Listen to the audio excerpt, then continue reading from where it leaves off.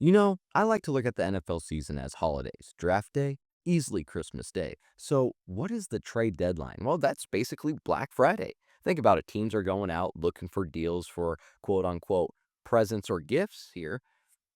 And that's what the Chiefs should be doing here today. Well, welcome in Chiefs Kingdom to Chiefs Latest, your one stop spot for everything Kansas City Chiefs, usually in 15 minutes or less. Although I think I went over 20 last episode, but I appreciate you guys sticking with me. Welcome in. It is your host, Calvin Silvers. Happy Tuesday again. Big day for NFL fans, for NFL franchises. Big day all around in the league. It is the trade deadline. It ends at 3 p.m. Arrowhead time. Of course, we're going to talk about some potential players that the Chiefs could add. Again, at the time of this recording, none of these players have been picked up or the Chiefs haven't made a move in these positions. But before we dive into that, you guys know the drilling, you guys know the goal.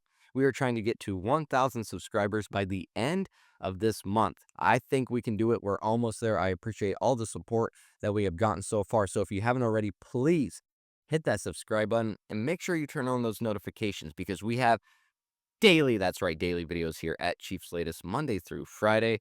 You're not going to want to miss any of the news, rumors, or actions regarding this team. So please hit that subscribe button, turn on those notifications as it not only helps me in the channel, but it's going to help you stay up to date with everything Kansas City Chiefs. Well, through 9 games, we know that this Chiefs pass rush has been nothing memorable. Something that we would like to forget, honestly, to this point of the season.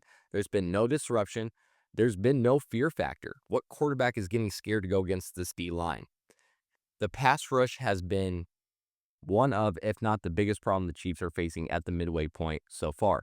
We can begin with Charles Omenihu, who had 0 tackles versus the Bills, and that's not the first time he's done that this season. It's the second time that he's gone without a tackle in a game. That's right, he's laying goose eggs. He's not the same disruptor he once was. His PFF grades, he's 100th out of 114 qualified pass rushers, 52.4 overall grade. It's not good. He's 55th in quarterback pressures despite 24th in pass rush snaps. Then you have Ashton Gelati, the rookie, who was picked 66 overall. He's not acclimated quite yet. He has shown some flashes, of course, 13 tackles, half a sack, 3 quarterback hits, 12 pressures, and 9 hurries. And he's third on the team in defensive end snaps, 204 behind Karloftis and Omenihu.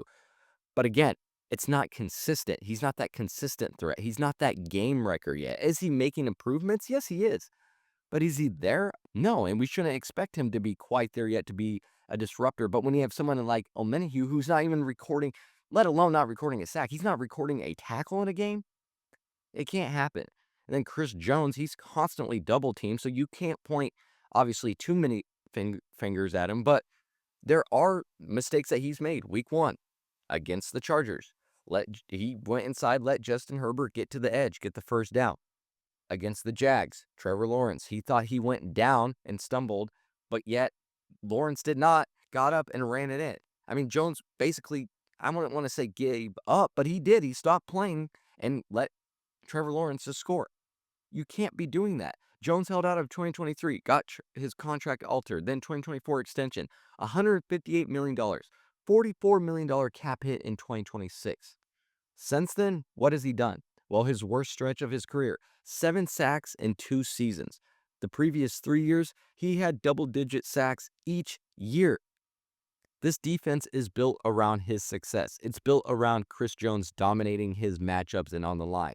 If he can't be dominant, no one on this offensive or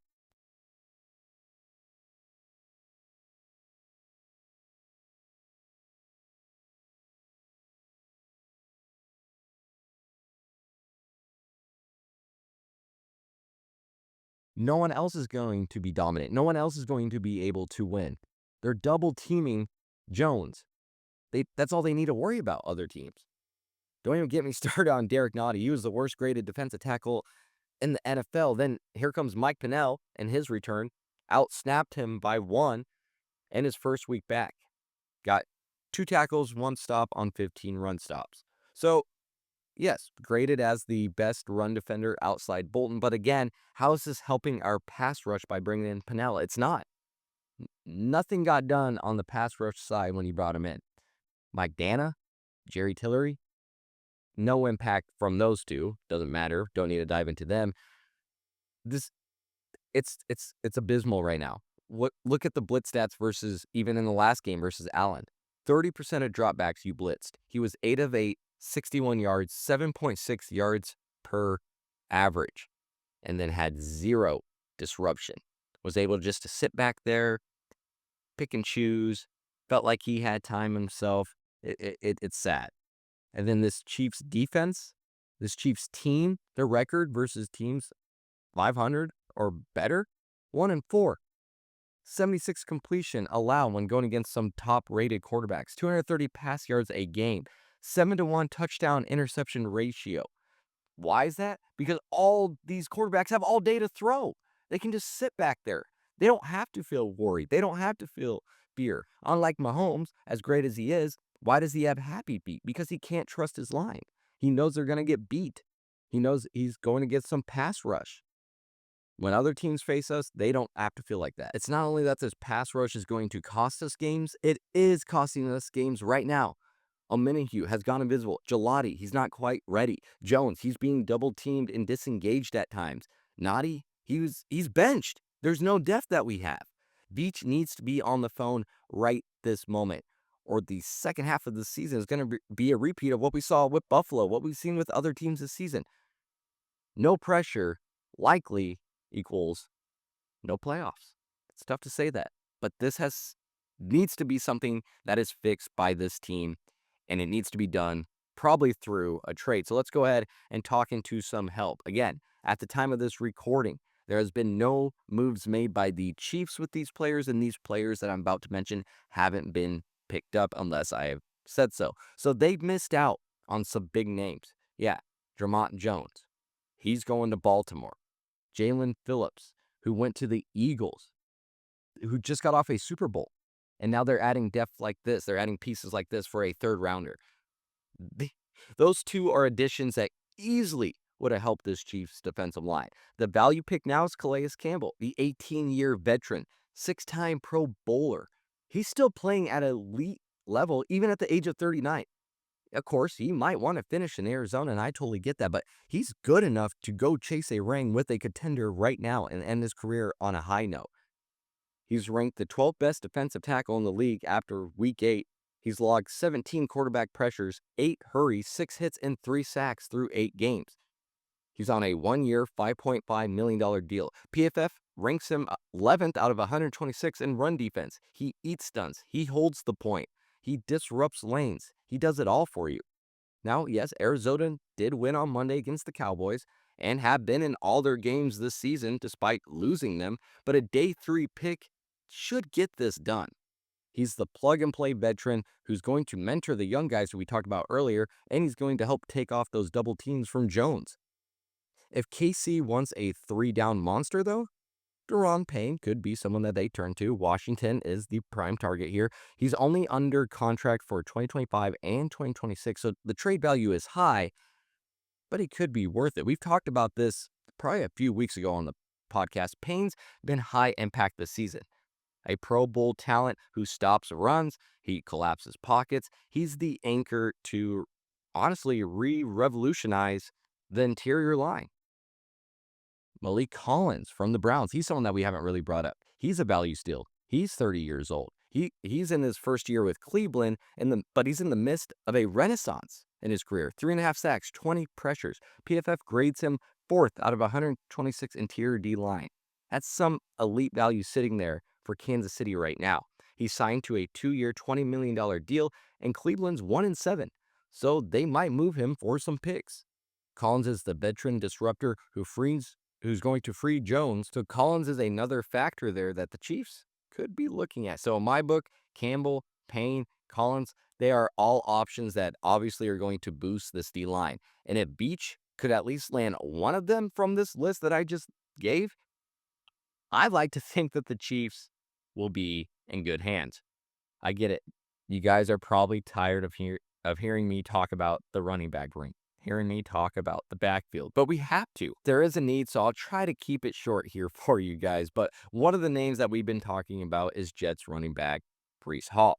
Hall's eighth right now in the NFL with 581 rushing yards and 2 touchdowns. Plus, he's added 178 receiving yards to his name, a true dual threat running back. He's explosive, he has the tackle breaking ability, breakaway speed, and the rate that he can do it at is impressive. And then you pair him with Mahomes.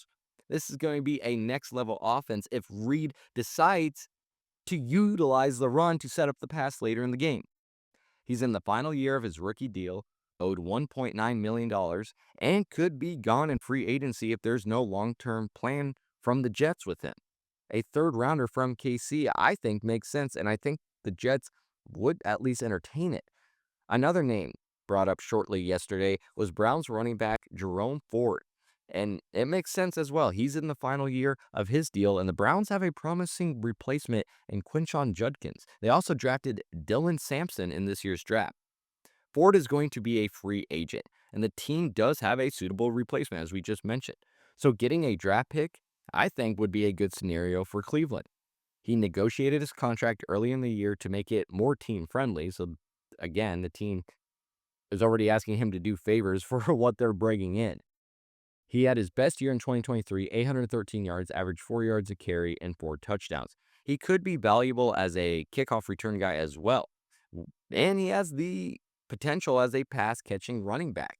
He's proven it. So there's two names. Jalen Wright could also be another name that the Jets could look at. He's appeared in 15 games during his rookie season where he picked up 249 yards on 68 carries. This season, Wright was effectively kind of phased out of a dominant role in the Dolphins' running attack, especially after the team drafted Ollie Gordon this year. So it makes sense for the Dolphins to trade him to a running back needy team like us. Let them get some draft capital. Then you give a young player a chance to thrive elsewhere, a chance to get his feet under him again in his career. So in my book, yes, Hall's the splash move, Ford's the versatile value, and Wright's the upside flyer. The market's heating up. There's not many options out there. So if Beach wants to strike at the running back position, there's, yes, some options out there, but it might cost him just a little bit. Otherwise, yes, there are cheaper options. But again, you have a need at pass rush and you have a need in the running game. I've seen some of your guys' comments. What's the point even spending a high pick if Reed doesn't want to utilize the running back in the running game? And to a degree, I see your point. Don't give up a third round pick if it's not going to be utilized in the right way. Go after a pass rusher. So, Chiefs, I would like to see them make a move in one of these positions today. Let's go ahead and talk about some big news that I briefly talked about yesterday and the fact that we didn't have a timetable. Well, now we officially do. Josh Simmons, the first round pick for the Chiefs this year, number 32 overall, he was shoved into the spotlight right away. He had to be. We had no left tackle presence, and he fit in well, but of course has been away recently with personal issues that he had to deal with. Well, the rumors of him returning during the bye week have proven true as Simmons is back in the facility after missing the last 4 games dealing with that personal family matter. This is a much welcome sight, especially after watching the Bills dominate Mahomes and our offensive line on Sunday. Mahomes went 15 of 34 for 250 yards and an interception. He also dodged 2 picks and a near fumble. Jalen Moore, Simmons' replacement, tried his best, but gave up 3 sacks and 12 pressures in those games that Simmons was out for. Well, through the first 5 games, Simmons allowed just 1 sack and 12 pressures, earning a 71.2 PFF pass block grade. He'll have the bye to shake off that rust and get back into sync with the line. Actually, they all need to get back into sync here because some are dealing with injury. Again, Simmons was gone. This will be a good bye week for them. Some things, of course, are bigger than football. So I truly do hope that Simmons got the support that he needed. I hope that he feels ready both physically and mentally. And I'm glad that he is returning back and being a good teammate. But now the margin for error is gone. This team is 5-4. You're looking into getting into the playoffs. You're not in there anymore. So the fact that he's coming back now, no better timing. Again, I am glad he was able to get the help, and I hope he took it seriously and is back here. So post-bye, we face Denver, who leads the league with 40 sacks, so it's good to get him back now. So if Moore can slot back into a swing tackle role, I think the O-line stabilizes at the perfect time. KC again, the number 8 seed, outside looking in to the playoffs. The bye also heals Jawan Taylor, who's dealing with that ankle, Trey Smith with the back spasms. So hopefully we can get them both back to near 100% or not 100% before the second half of the season. With Simmons coming back and hopefully locking down the blind side again like he was, the Chiefs will be able to open up the offense a little bit more, balance the fundamentals with Mahomes' magic. In my book, Simmons is the anchor, the true option to get Mahomes' blind side fixed. Push more back to back up, get Taylor and Smith healthy, and the O-line hopefully won't be a liability moving forward. Well, that is all that I have for you guys on this trade deadline special. It's coming down to it, guys. Let me know in the comments if you think we will make a move. And when we do make that move, if I guess we make that move, also come back to the video and let me know what you think of that move. Again, I'll be talking about it all on tomorrow's episode. I would love to get into your guys' comments as well and talk about that. So leave me a comment. And if you haven't already, please hit that subscribe button. We are trying to get to 1,000. That's right, 1,000 subscribers by the end of the month. We can do it, folks. We're right there. Well, that is all that we have here at Cheifs Latest. Once again, I am your host, Calvin Silvers, and until next time, have a good one.